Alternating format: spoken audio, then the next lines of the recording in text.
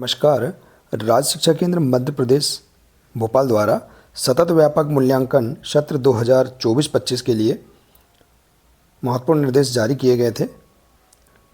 सत्र 2024-25 हेतु वार्षिक परीक्षा परिणाम किस प्रकार से तैयार करेंगे, इसमें महत्वपूर्ण निर्देश दिए गए हैं। तो आइए हम समझते हैं इस आदेश के अनुसार किस प्रकार से हमें वार्षिक परीक्षा परिणाम तैयार करना है।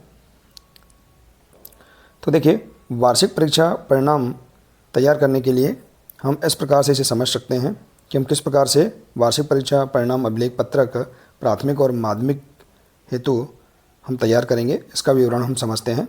देखिए, कक्षा 3, 4 एवं 6, 7 के लिए हम इसे समझते हैं किस प्रकार से वार्षिक परीक्षा परिणाम हमें तैयार करना है। राज्य शिक्षा केंद्र द्वारा निर्देश दिए गए हैं। इन निर्देशों के आधार पर हम तो देखिए, मासिक मूल्यांकन के 40 अंक इस प्रकार से 4 माह 10-10 अंक के आधार पर 40 अंक। इसमें हम इसका अधिभार हम देखेंगे। इसमें राज्य शिक्षा केंद्र द्वारा पूर्व में निर्देश दिए गए हैं कि किस प्रकार से अधिभार दिया जाएगा। तो देखिए, मासिक मूल्यांकन के लिए अधिभार 40 अंक, इसका 10% अधिभार वार्षिक परीक्षा परिणाम तैयार करने के लिए दिया जाएगा। तो देखिए, 40 में से 10% हमें अधिभार निकालना है, तो हम 40 में 4 का भाग दे देंगे, या जो प्राप्तांक है इसमें हम 4 का भाग देकर इसका 10% अधिभार निकाल लेंगे। तो हम देख सकते हैं इस प्रकार से जो प्राप्तांक है इनका हम योग करेंगे। जैसे कि देखिए, 40 में से यदि 29 अंक प्राप्त किए गए हैं तो इसका 10% अधिभार होगा 7.25। तो इस प्रकार से हम मासिक मूल्यांकन के जो प्राप्तांक हैं इनके हम अधिभार निकाल लेंगे, 10% अधिभार। इसी प्रकार से अब देखेंगे हम अर्धवार्षिक परीक्षा। देखिए, अर्धवार्षिक परीक्षा का जो पूर्णांक है 60 अंक का है। तो देखिए, अर्धवार्षिक परीक्षा का जो 20% अधिभार है वार्षिक परीक्षा परिणाम के लिए लिया जाएगा। तो देखिए, 60 में से अर्धवार्षिक परीक्षा में 60 अंकों में से यदि छात्र द्वारा 45 अंक प्राप्त किए गए हैं तो इसका 20% अधिभार हम निकालेंगे। हम इसमें देखिए 60 में 3 का भाग दे देंगे, या जो प्राप्तांक है जैसे कि 45 है इसमें हम 3 का भाग देकर इसका 20% अधिभार हम निकाल लेंगे इस प्रकार से।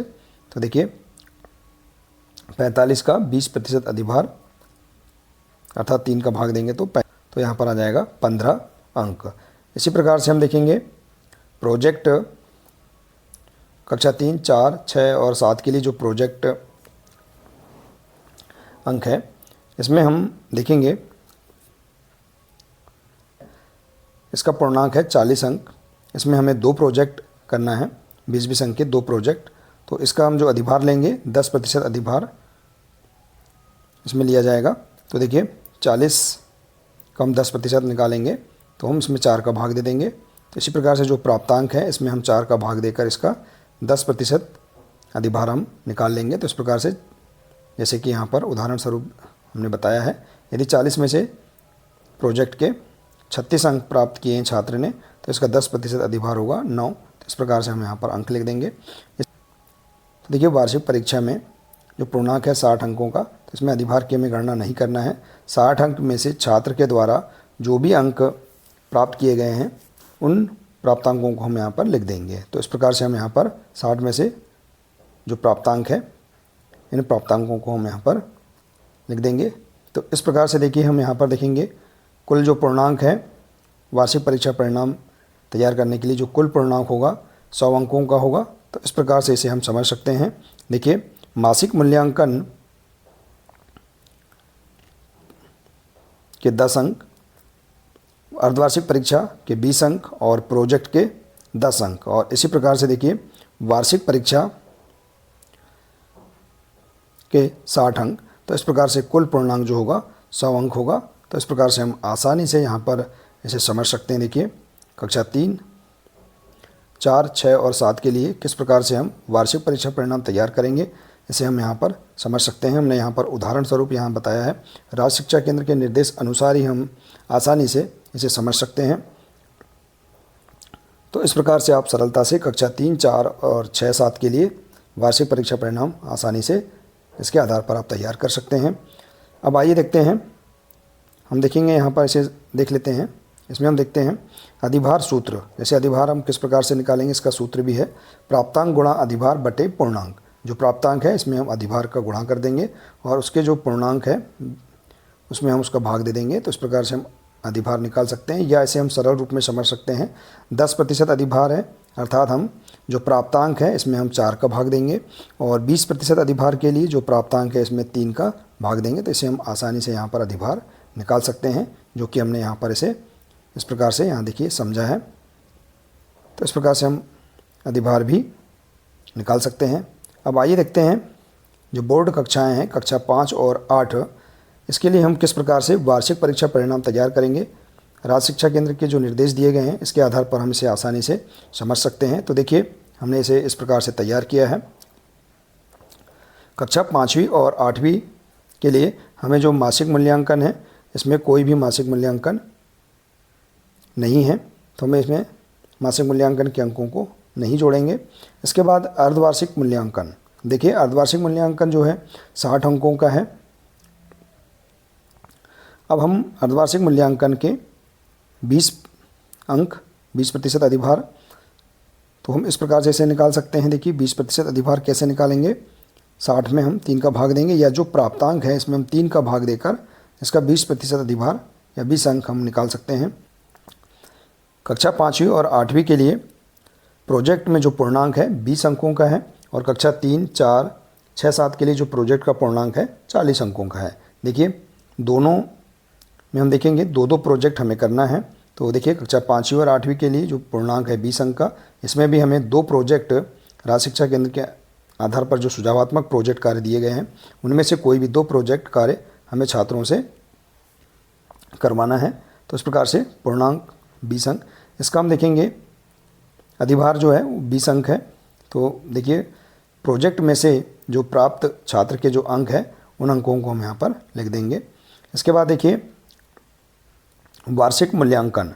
अब हम देखेंगे वार्षिक मूल्यांकन जो इसका पूर्णांक होगा 60 अंकों का होगा।